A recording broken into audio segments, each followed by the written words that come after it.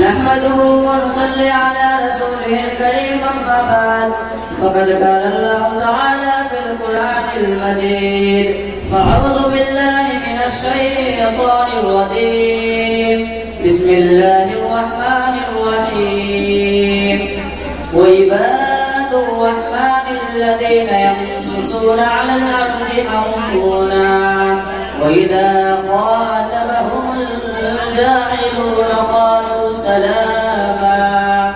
صدر جلسہ معزز اساتذہ محترم سامعین بزرگوں دوستوں اور ساتھیوں، آج کے اس بزم سعید میں میری تقریر کا عنوان ہے غالی عروج ایک سنگین جرم۔ محترم سامعین، زبان کی حفاظت تو یہ ہے کہ ہم کسی کو گالی نہ دیں، ہم کسی کو کافر و فاسق نہ کہیں، ہم کسی پر لعنت نہ بھیجیں۔ آج کل ہمارا معاشرہ کتنا خراب ہو گیا ہے کہ ہم کلمہ پڑھنے والے بھائیوں کو کافر تک کہہ دیتے ہیں، منافقین کہہ دیتے ہیں، ہم لعنت بھیجتے ہیں، جبکہ آپ صلی اللہ علیہ وسلم کا فرمان ہے سباب المسلم فسوق وقتال کفر۔ صحیح بخاری، مسلمان کو گالی دینا گناہ ہے اور اس سے قتال کرنا کفر ہے۔ ایک دوسرے حدیث میں آپ صلی اللہ علیہ وسلم نے گالی دینے میں پیش قدمی کرنے والے کو گناہگار قرار دیا ہے۔ صحیح مسلم ہے، جو شخص آپس میں ایک دوسرے کو گالی دیتا ہے تو دونوں گالیوں کا گناہ اس پر پڑتا ہے جس نے پہلے گالی دی ہے، جب تک کہ مظلوم حدود سے آگے نہ بڑھ جائے۔ دوسرے کے ماں باپ کو گالی دینا کتنا بڑا گناہ ہے، اس کا اندازہ اس حدیث سے لگائیے کہ دوسرے کے والدین کو گالی دینا گویا اپنے والدین کو گالی دینا ہے۔ ان من اکبر الکبائر ان یلعن الرجل والدیه ووالدیه قیل یا رسول اللہ وکیف یلعن الرجل والدیه قال يسب الرجل اباه الرجل فيسب اباه ويسب امه فيسب امه۔ صحیح بخاری۔ مسلمان کو گالی دینا گناہ ہے، بے شک سب سے بڑے گناہوں میں سے یہ ہے کہ آدمی اپنے ماں باپ پر لعنت بھیجے۔ پوچھا گیا اے اللہ کے رسول کوئی کیسے اپنے ماں باپ پر لعنت بھیجے گا؟ رسول صلی اللہ علیہ وسلم نے فرمایا وہ شخص دوسرے کے باپ کو گالی دے گا تو دوسرا بھی اس کے باپ کو گالی دے گا، اگر وہ اس کے ماں کو گالی دے گا تو وہ بھی اس کے ماں کو گالی دے گا۔ محترم حاضرین، حدیث نبوی صلی اللہ علیہ وسلم میں ہے کہ غلط باتوں کا جواب دینے کے لیے اللہ کے فرشتے کافی ہے، جیسا کہ حضرت ابو بکر صدیق رضی اللہ عنہ کا واقعہ ہے۔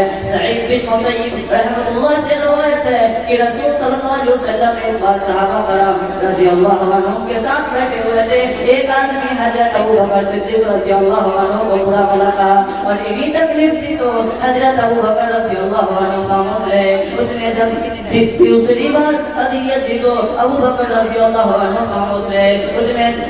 جب حضرت ابو بکر رضی اللہ عنہ نے اس سے بدلہ لے لیا تو رسول صلی اللہ علیہ وسلم اٹھ کھڑے ہوئے۔ اس وقت حضرت ابو بکر رضی اللہ عنہ نے کہا اے اللہ کے رسول کیا آپ مجھ سے ناراض ہو گئے؟ تو رسول صلی اللہ علیہ وسلم نے فرمایا آسمان سے ایک فرشتہ اترا تھا جو اس آدمی کو اس کے پیر پر جھکلا رہا تھا، جب تم نے اس سے بدلہ لے لیا تو شیطان آ گیا اور شیطان آ گیا تو میں نہیں بیٹھ سکتا۔ میں اپنا خطاب قرآن کریم کی اس آیت پر ختم کرتا ہوں وَعِبَادُ الرَّحْمَنِ الَّذِينَ يَمْشُونَ عَلَى الْأَرْضِ هَوْنًا وَإِذَا خَاطَبَهُمُ الْجَاهِلُونَ قَالُوا سَلَامًا۔ رحمان کے بندے وہ ہے جو زمین میں نرم چال چلتے ہیں اور جب جاہل لوگ ان سے بات کرنے لگتے ہیں تو کہہ دیتے ہیں سلام ہے۔ اللہ تعالیٰ تمام مسلمانوں کو غالی گلوچ سے محفوظ رکھے، آمین۔ وآخر دعوانا ان الحمدللہ رب العالمین۔ میں آخر میں چار نصرت سے پڑھتا ہوں، مراجعہ فرمائے۔